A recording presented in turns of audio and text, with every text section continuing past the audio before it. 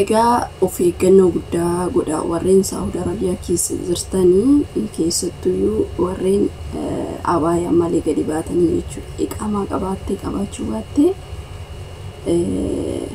laazim abaayaa uffachuu qabda jechuudha. Ashamaa qabuun hordoftoota kabajamtoota chaanal YouTube jalatti argamtanii jirtu bakka jirtanitti nagaan qeessanii abaayaa ta'echaa.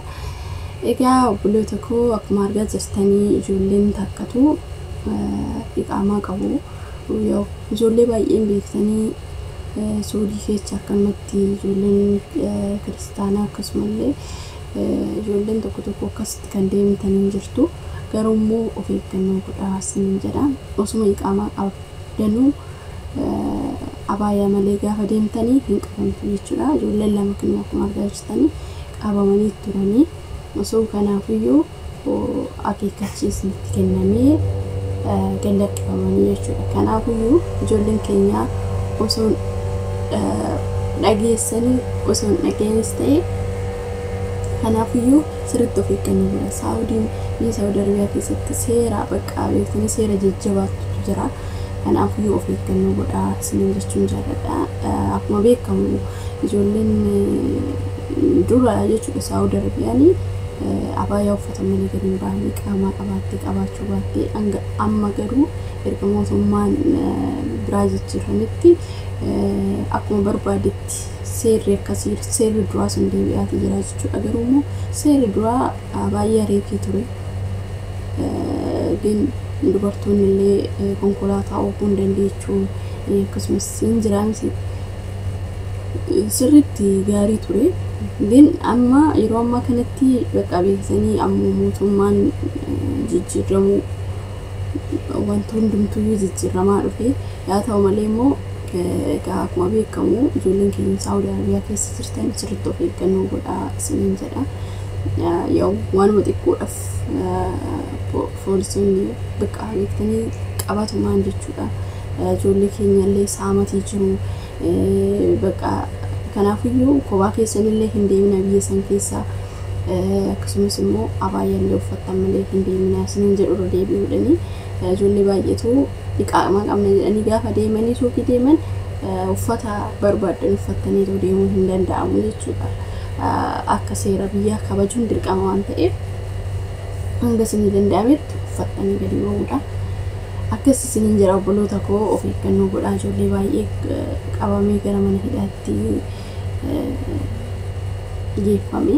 Kanaafuu of eeggannoo godhaa isiniin jedha. Akkas isiniin jechuun jaalladha.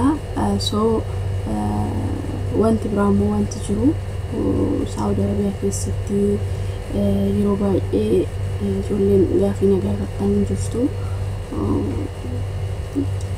Waa'ee qarshiitti na fakkaata. Qarshiin Saawud Arabiyaadhaa akkana ergamu yoo ergine nuuf darbuu danda'a warreen jettanii na gaafattanii fi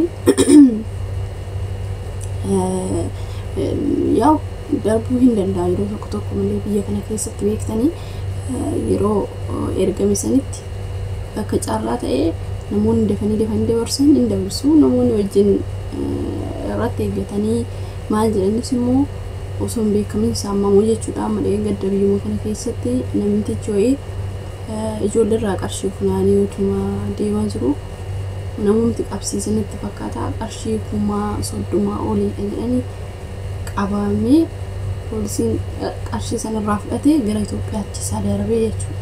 Kanaafuu waan akkanaa kana of eeggannoo godhaa isiniin jedha. Akkasii sirriitti of eeggannoo godhaa isiniin jechuun jaalladha. Asumarraan kanaadha malee Saawudiidhaa qarshiin ergamuu hin ergamuun inuma ergamagiin sirriitti of eeggannoo barbaachisa. Amma yeroo ammaa kanatti beektanii seerri waan hundumayyuu jijjiirame akka qofaati miti jechuudha. Sirriitti jijjiirame seerri. Kanaafuu isin immoo xinqaaqee godhadhaa. Akkas isiniin jechuun jaalladha. Egaa ijoolleen Saawud Arabiyaa keessa jirtan keessattuu warreen abaayaa malee baatanii akkasumas adiidhaa warreen ala jirtan yoo bashannana minaaf gaafa baatanii abaayaa keessan uffadhaa. Naidii keessan naidii nama fakkeenyaaf beeksanii haraam illee baay'ate ijoollee qarshii saamanii amma kubaatti gaafa argan kubaa keessan irra hin deemna dhugaa dubbachuu amma ijoolleen beeksanii Saawud Arabiyaatti ijoollee baay'ee kan saamame qarshii waan harkaa qaban saamanii biraa deemu kanaafiyyuu akka dabalatanii kubaa keessan deemina isiniin jedha sumarraanii baay'ee xinqaqee barbaachisa biyya Oromoo keessatti of eeggannoo barbaachisaa kanaaf nama sadii afur taatanii hiriyoota keessan gaafa wajjin baatan akka dhugaa dubbachuu biyya san keessatti confidence hin qabdu jettanii rakkisaadha poolisiin achi osoo poolisiin jiru saamamta poolisiin dachiitu mataa dhanaatti dhabeessanii innumtuu saamuu danda'a kanaaf nama biraa jiru malee isa poolisuma kan si saamu jechuudha amma ijoolleen ID qabdi inni qabeetoo ijoollee waan qaban irraa fudhatee gara mana hidhaatti geessa kana keessattuu ijoolleen amma fakkeenyaaf dhugaa dubbachuu biyya kana keessatti Dubaay kana keessatti sirriitti confidence qabdu akka barbaadde deemta lakin seera san amma fakkeenyaaf ID qabaattee ati seera cabsuu baannaan dhugaa dubbachuu akka barbaaddetti እንደውም jireenya fanaka Dubaay hin jirtu sirriitti dhugaa dubbachuuf Dubaay baay'ee nama jedhamee bareedu jireenya waa hundi processii politika amnaama hin qabdu jechuudha namni itti beeku Dubaay keessa በጣም ወርቀት qabaatte maal jettee confidence qabda poolisiin lafa keessin qabu በቃ ijoolleen keenya ma beektanii yeroo baay'ee maaliif wal በቃ tokko xiqquma ishee irra gaafa guddate wal yaalu jechuudha abalishoon kan ta'aa politika mun jaalatanisti way politika hin jaalatan amma fakkeenyaaf ijoolleen Dubaay kana keessatti qabamte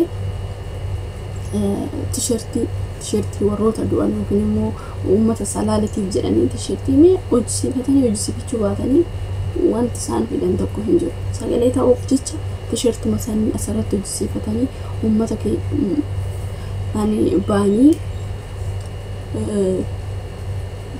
ba'aniitu uummata keenyaaf sagalee ta'anii jedhanii t-shirtii masarratti arganiif ijoolleen sun qabamte galtee jechuudha kanaafuu biyya kana keessatti politika hin barbaachisu Dubaay keessatti jechuudha innaa kana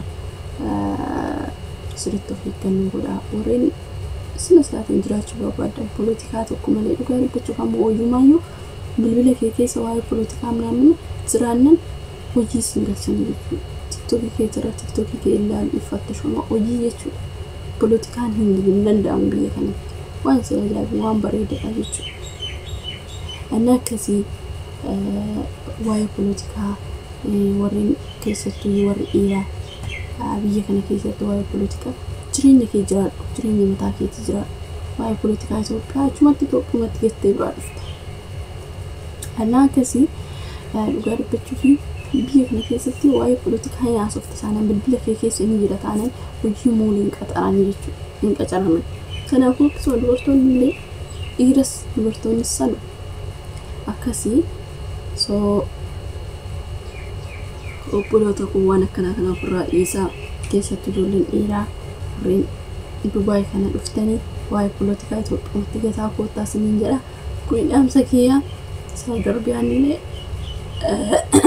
seera haaraa baafatte innaa akkasii isiniin jedha warra YouTube kanaaf